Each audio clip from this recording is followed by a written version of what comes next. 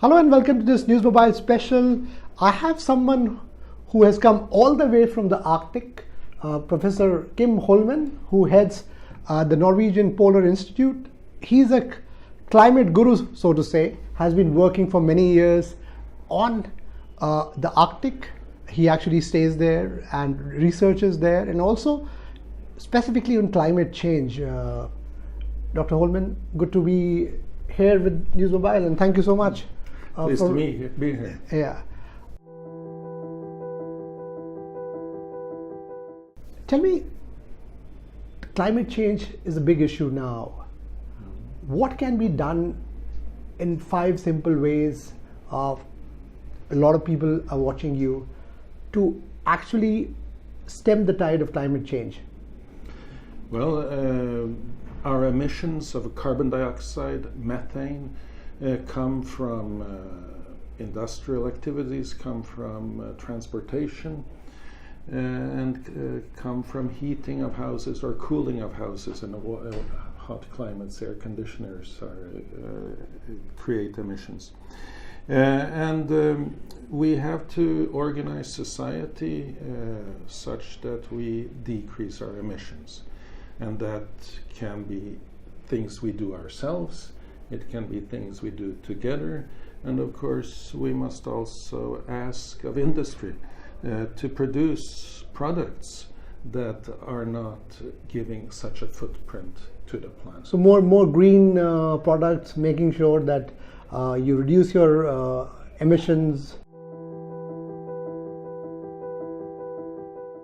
Yeah. And what are the practical solutions that you would advise that can be done? Well, we should be careful with waste. We should be careful with food we eat.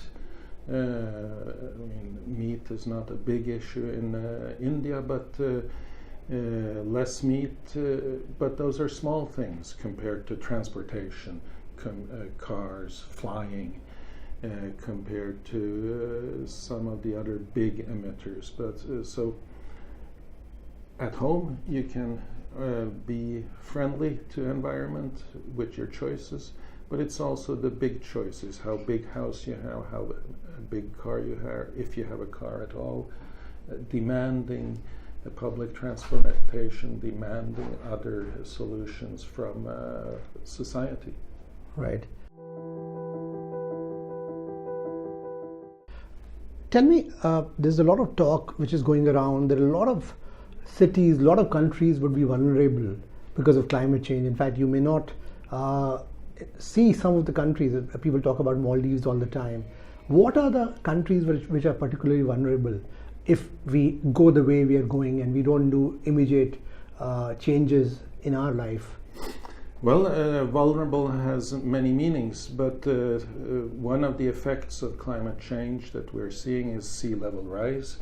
You mentioned the Maldives already, but Bangladesh, the deltas of the big rivers in Asia, the Nile Delta, but also in Europe, for example, the Netherlands, Florida and the United States are low-level areas that will be severely hit in different ways. Of course, the hardships, certainly my thoughts go to Bangladesh first, and the Kolkata region.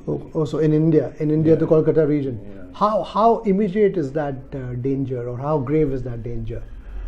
Well, it is not something that comes as a wave. It is developing over time. So you have saltwater intrusions, you have more severe storms.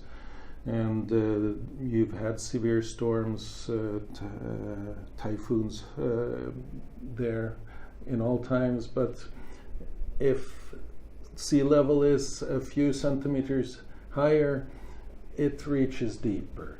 So it is accelerating and worse with time. Right. Do you also get a sense that in some ways that the earthquakes that you see frequent, in fact it's been happening in Indonesia quite a lot, also the sudden drop in temperature or sudden increase in temperature is all ascribed to climate change? Well, climate change, the more severe weather, cold fronts, warm fronts, storms, that is one of the outcomes. Earthquakes is not related directly to climate. It is sort of exotic to think of, I mean, with changes in erosion, there might be some effect, but that's minuscule, small. Yeah.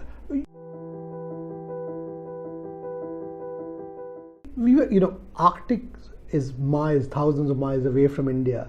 Yet, I believe there is an impact on the monsoons from what happens in the Arctic. Talk us through about that. Well, weather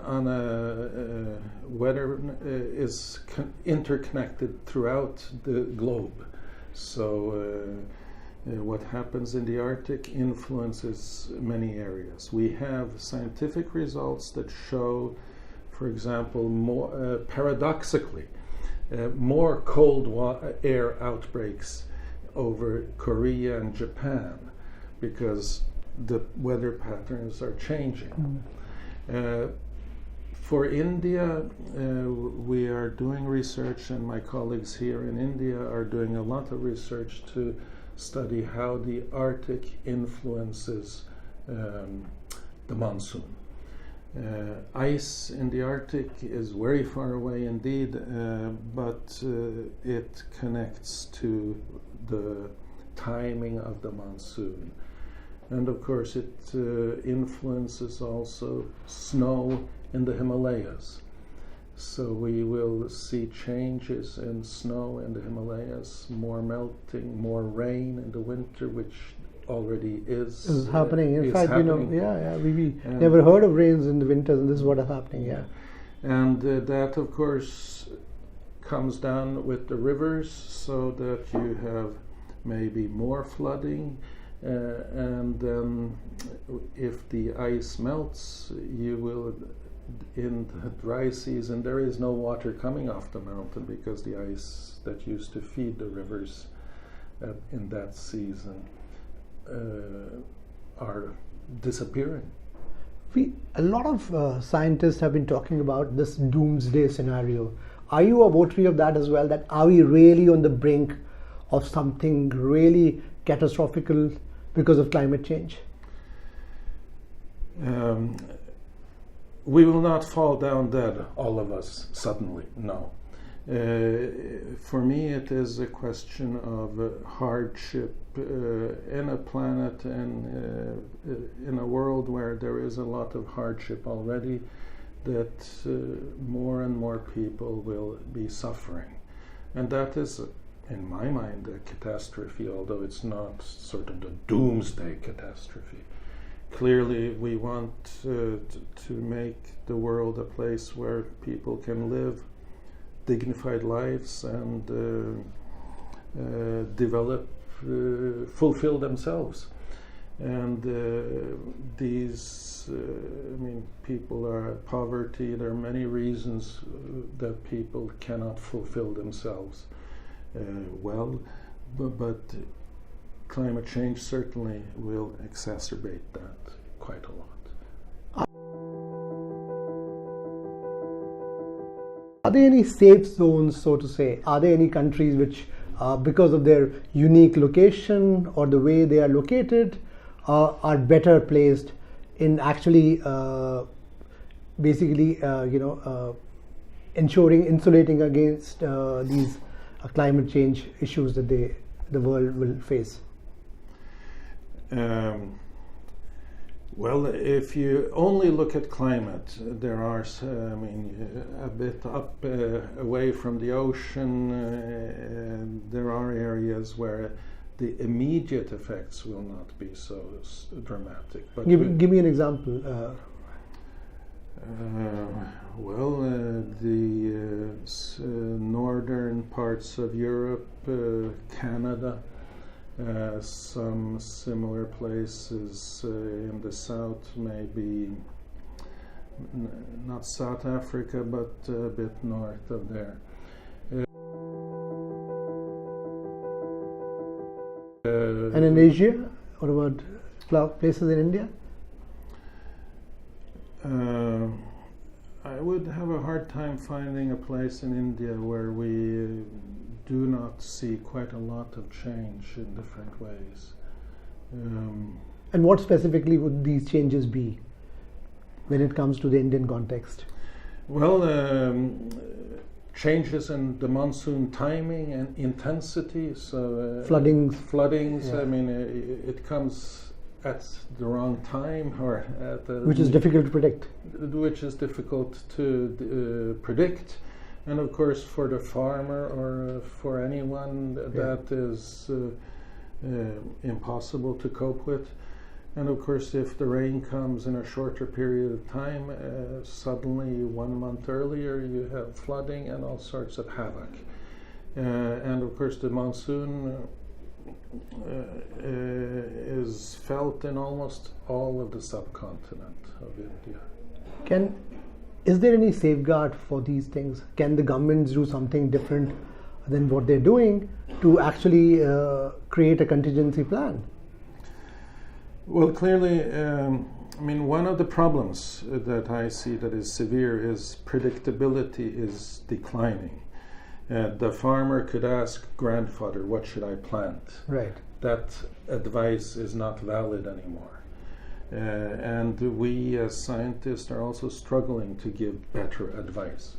So we need to avoid large and rapid change, because then we have a safer world to work with. And that means fewer emissions of, in particular, carbon dioxide and methane. Promoting innovation that creates new techniques, transportation, whatever, is something that governments should do. But we also have to think about what we use those innovations for.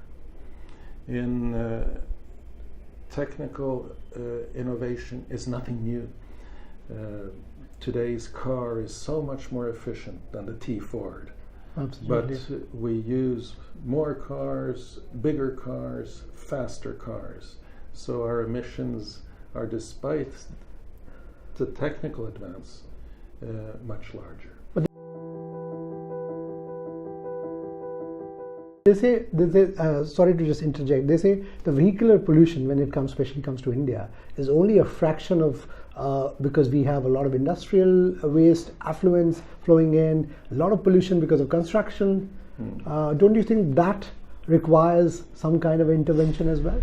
Well, also there you can develop techniques that are not so heavy on emissions. Cement factories are big emitters. There are many questions on that level where the individual cannot immediately make a difference, but we must make it an ethic to always consider environment. I mean, it is not black and white. You wanted catastrophes before. It is not everyone dies immediately. It is not turning off. But we must, at every juncture, every decision in our private lives and in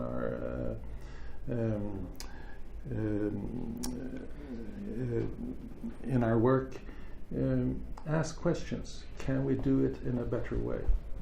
I mean, in India you have small fires, people cooking food, yes. Which creates a lot of pollution, but also emissions. Yeah, but though we also, because there's a government scheme, Ujjwala, which has really worked very well, so that's gone down. But yeah, there is... But there you asked for government schemes. There are good examples also, but there is more to be done. Absolutely. We are sitting at a juncture when in Delhi, when AQI, the air quality index, is really an alarming high. What can be done to actually reduce that? Is it directly connected also to climate change, or also the wind pattern? How does it work? Well, of course, you have direct emissions from various sources, combustion, cars, motorcycles, but also the weather patterns plays a role.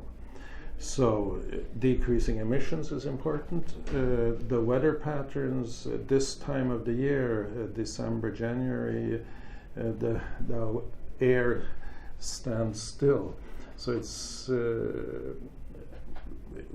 climate change might change that, but meanwhile, this time of the year will be polluted unless you do something about the emissions.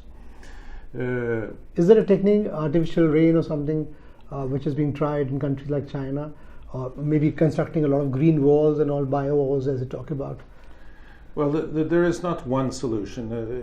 We are always faced with having to do many things together.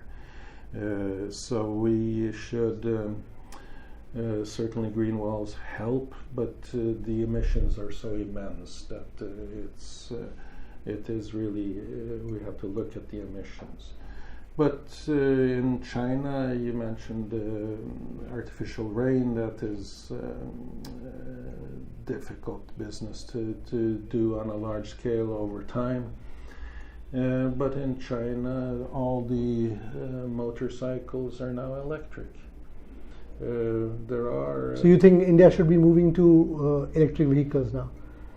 Well, in the big cities, certainly it would make the pollution pressure much lower, yes. Okay. Let's shift gears to Arctic. You stay in the Arctic.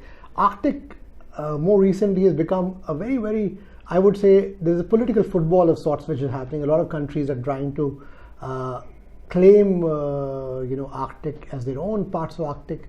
What do you think is the right way to govern the Arctic? Well, the Arctic is governed quite well as of today. I mean, the coastal states have the countries that have territory towards the Arctic have laws and rules, yes, for their areas.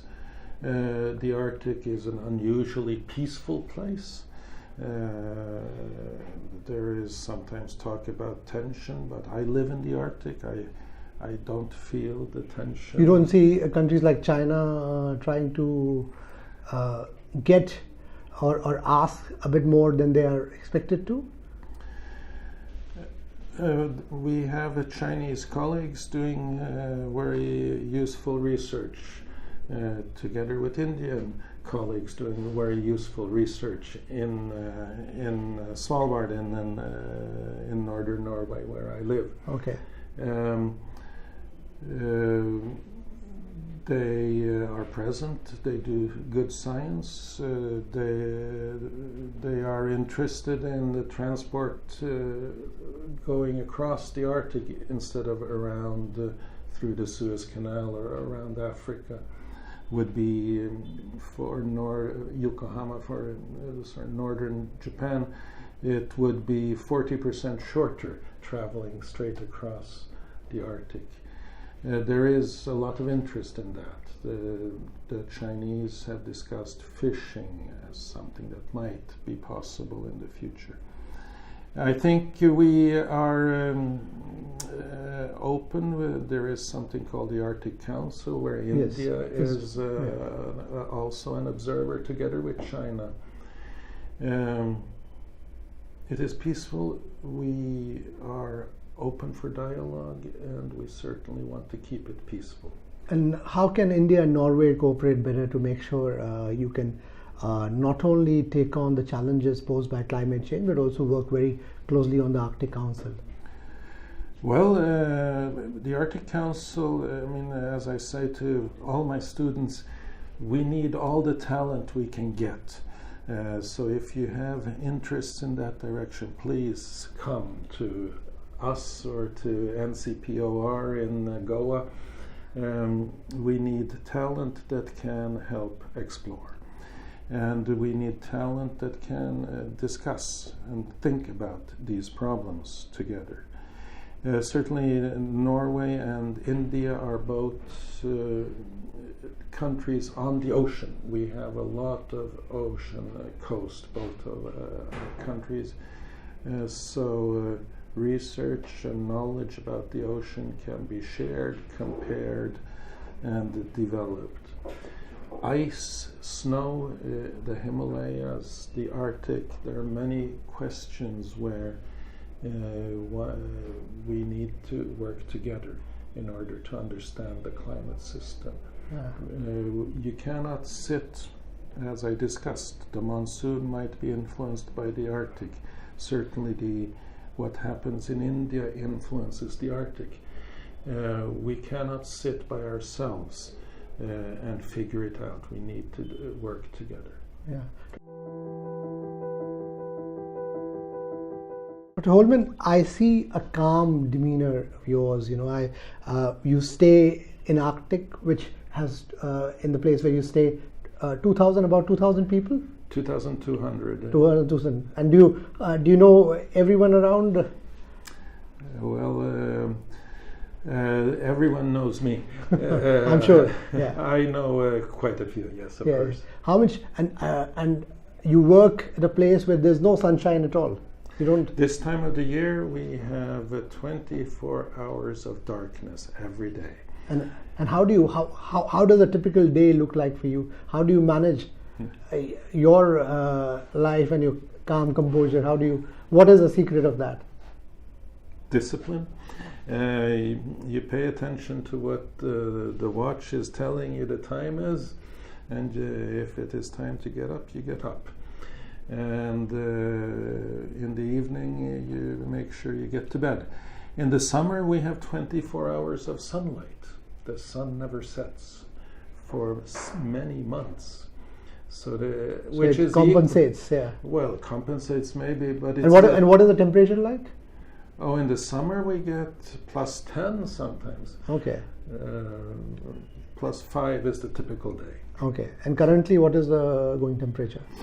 The last I heard was minus 10. Oh. So it's not that cold. Yeah. But the summer demands just as much discipline as the winter. Because the sun, it's light, the sun is shining. Why should I go to bed? And I believe Arctic is becoming quite a tourist spot. A lot of tourists from India are going there. Yes, we have many visitors from India. Yeah. They both come in the summer for the midnight sun, but we also have people coming in the winter to see the aurora, the northern lights. Yes. And of course, just imagine 24 hours of darkness. You have some kind of idea, but you haven't experienced it. Absolutely. This is something so very surreal. Before I let you go, one last thing. Your advice for the young generation, what they should be doing to make sure they make some changes in their lives, in our digital lives, to make sure that some kind of a climate change impact can be minimized. Well, we should all visit with ourselves, what are we doing, but we should also demand things of our surroundings. And I hope the young people are inspired to get to work with this. And we need innovation, we need behavior changes, and we need goodwill. So you should also be demanding good behavior from older generations as well as yourself. I think we can do a lot, we should do a lot. We need to make a planet where people can live dignified lives and can realize their dreams. Please help us with that. Dr. Holman, thank you very much for talking to News Mobile. Hoping that this discussion, this interview, which many people will be watching, leads to a cleaner and a greener future. Thank you so much.